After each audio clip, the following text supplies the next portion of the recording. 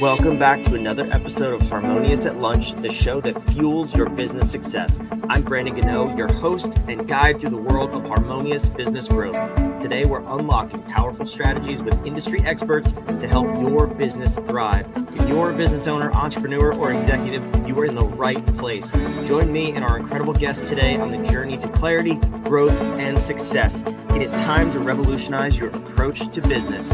Let's dive in with another episode of Harmonious at Lunch. Hey, welcome back to another episode of Harmonious at Lunch. I'm super excited for this one. We have an amazing guest lined up from the other side of the world, from Australia. So we got a fun little conversation here, and we're going to talk about busting change. For me, change is one of those things that I personally look forward to. I love change. I will just move things to move things, but I think a lot of people, especially in business, we don't want to change. And then when that trickles down to our teams, those people really hate change. So we're going to figure out how to move through this process nice and slow and smooth, the right way. I have Lana with me. She is a professional change buster, which is the coolest title ever. Lana, welcome to the show. Thank you, Brandon. Thank you so much for having me. It's great to be here. Yeah, I'm super excited for this process. So, or for this conversation to go through your process. But tell me, what is it when I say managing change and helping people through change? Like, what is it that you actually help people do? Yeah, great question. There are so many different elements that need to be managed through change, and it can be a bit overwhelming and a bit like, where do I start? So, my particular specialty when it comes to change is communicating through change and helping leaders to do that with their change with their teams. So, I found often I've worked in corporate for more than 15 years, working on some major change transformation programs, and our leaders, no matter how long they have been leaders, still often get quite nervous and anxious about that moment where they have to tell their team and then lead them through it. So I really help them with their communication style and their messaging, and helping to lead their teams through it the whole way so that they feel like change is being done with them rather than being done to them, because nobody wants that, right? And I think that's where a lot of the pushback and resistance comes from, is because in most cases, leadership, whatever the size of the company, says, this is what we're doing. This is how and when we're doing it. And this is your role through this process. So it sounds like you may have a little bit different approach to that and you get better response. Am I right? Yeah, that's the whole point, is helping people to actually get their teams involved in the process so that they feel some kind of ownership over it, and that exactly what you've just said, it's not being done to them, it's not a foregone conclusion and here's the process. And I think that the one of the reasons that that is such a common experience for people is that leaders and anybody who's talking to a team about change, they want to feel like they have all the answers before they go and tell their team, and they just don't have to. And actually, it's far more genuine and you can get better results if you don't go into it with an absolute, laser focused idea of what the final end result is. You absolutely need to know what your goal is and what you're trying to achieve, but having a bit of flexibility about the way you can get there is, can really open things up to have a really good result. Yeah, that's so important. And now I'm curious, how do you start this process? Well, let me back up and ask you a better question. First is, when do people call you in to help facilitate this process? So usually I would say too late. That's what I Usually, was it will getting at. be exactly when you have laid out, okay, we know what the change is, and we've told people, and this is going to be their role in them. And can you help us to, make that change stick and to help with that adoption piece? And really, that's too late, because if we go right back to the beginning and get involved at the start, what we can do is tell people what the goal of the change is and when they're going to hear more, and get their preferences for how they want to be communicated with and how they want to know, and really crucially find out what their real questions are, because often we make a lot of assumptions about what people will want to know and what their questions are, which don't necessarily always turn out to be their real questions. And so when we can really go in and listen early, then we know that we can be in touch with what the real concerns are and be dealing with that throughout the whole process, rather than assuming it's one thing and going down that path before we've even talked to anybody. And then you can also find opportunities for your team to be engaged and have, like, be able to co-create different parts of the change too, which can be really powerful. Yeah, when people are involved, it creates ownership, and there's an attachment to whatever they're creating, so they're even more on board with the company. I love that. So then, okay, so when you do get called in, hopefully it's not too late. But change is a big word. So can you give me some examples of projects you've worked on, or what change could look like for an organization? Yeah, absolutely. Look, it can be really small and it can be really large. So some of the smaller ones and things that are really quite common and happen regularly are, changes to organizational structures. So you might be restructuring. Maybe that means teams that reported in somewhere will suddenly be reporting elsewhere. The team might be slimmed down, so there could be redundancies that are as a result of that. There could be opportunity for people to be promoted within that. So they're the kind of thing, restructures are things that happen all the time, particularly in the corporate world, but also in, SMBs and smaller businesses. As they're growing and scaling, then things need to change. So that's quite a common one. To the complete other end of the spectrum, where I've worked in banking before, and I was working in the Netherlands just after the financial crisis back in 2009. And clearly, what had happened before in banking was not going to cut it anymore, and we had to completely change our strategy. And so my role within that then was working with our executive and then working with the leadership team to define what are the major priorities we need to focus on going forward to make sure that we're in really good shape coming out of this. And so that involved the top layer of management. It was 50 people that came in and running workshops, really getting their thoughts on what are the big ticket items that we need to focus on to move forward with this, and then equipping them to be able to have the same conversation with their teams when they went back to their own countries to say, well, how do we take this and adapt it in a way that's relevant for us here? Because what one thing, operational excellence, for instance, might mean somewhere is not going to mean the same thing somewhere else. And so giving people the flexibility to be able to make it mean the right thing for them and empower them to go and do that really means that when you come to the adoption part of change, so the really critical bit to make sure you don't lose your investment that you've put into the change, then that adoption and making change stick has a much better chance of success. And that's obviously what most people are worried about, right? When anytime you make a change, is this going to stick, and is this going to cause backlash from my team? And Exactly. can we make sure both end up happening for us, not against us? So yeah, That's I it. mean, it's an interesting process, and for small businesses and entrepreneurs, I don't think I don't think people really tend to give this a lot of thought. And I can speak from experience in my last business that I sold. I would just change things and do what I said before. Like, this is what we're doing. This is how we're doing it. And awesome. Everybody's excited, right? And think that everybody is as excited as me.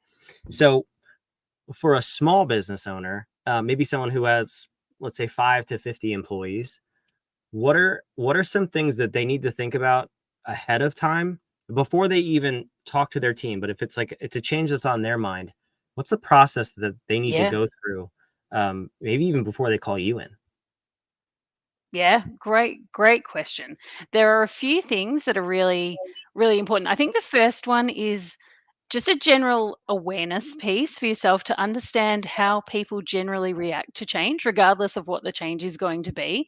And so you can just Google the change curve, and you'll come up with a whole heap of different things all saying the same thing. But essentially, upskill yourself so you have a good idea of what the reaction is going to be to people and how they react when you tell them. So people will go through a phase first of denial that anything is going to change, and then depending what the change is, there might be a period of anger where they're really kind of fighting against it.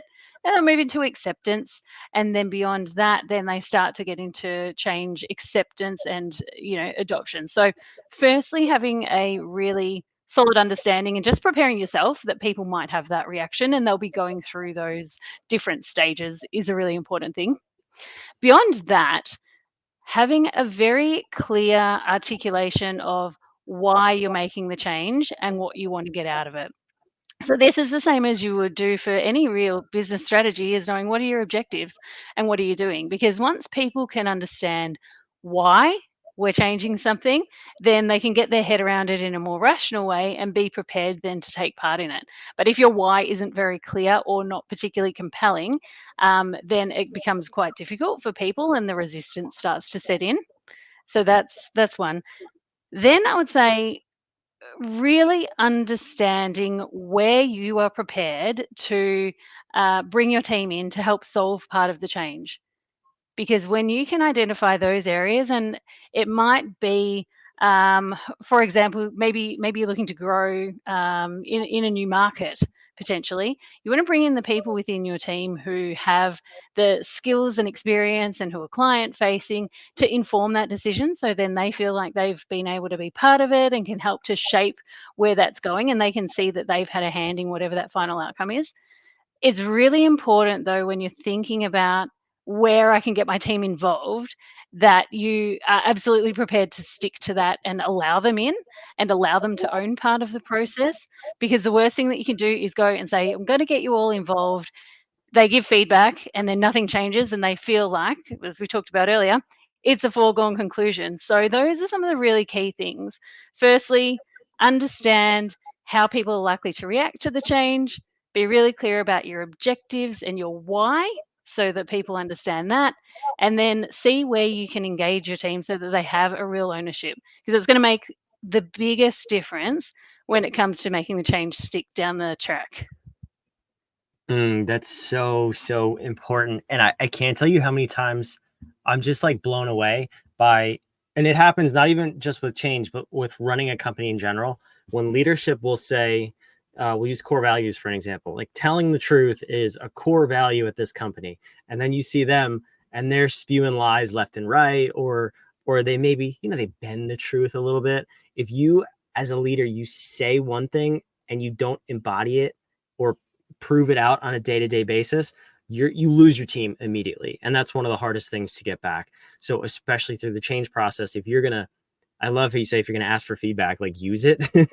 That's how often do you run into, like, do you ever clean up change messes and have to go through this process? How often do you run into people who ask for feedback but then just toss it out completely?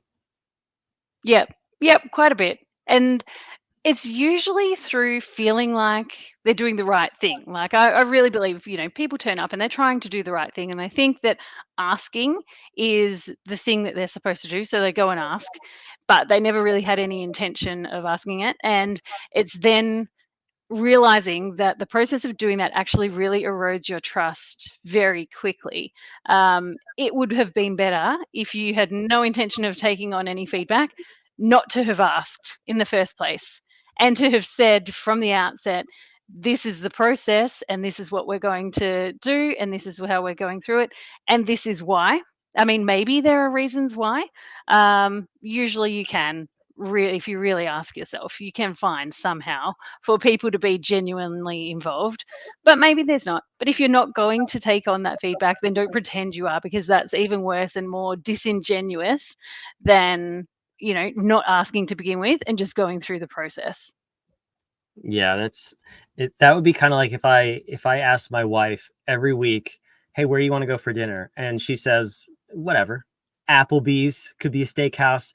And every single time I say, "No, we're gonna go to McDonald's because I know better. Like I've decided that's where I want to go." She would probably punch me in the face after a very short Yeah. period of time. But that's what we're doing when we're asking for feedback and not taking it.